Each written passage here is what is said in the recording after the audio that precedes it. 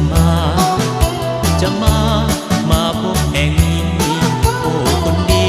เจ้าลีอยู่ใสจึงบ่เห็นมา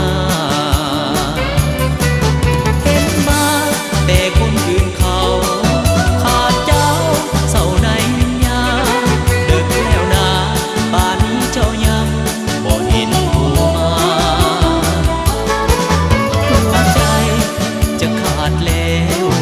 น้องแก้วจงรีบด่วนมาหยิบเถิดนาอ้ายนี้ยังคอยน้องเสมอ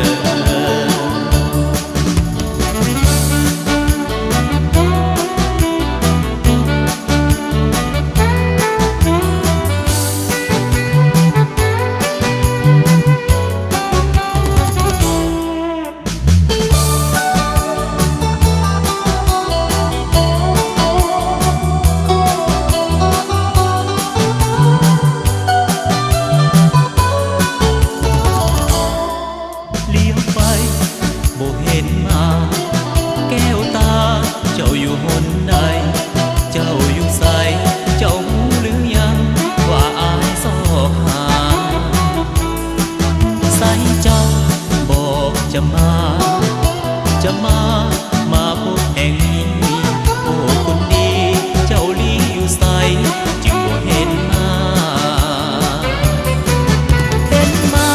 แต่คนอื่นเขา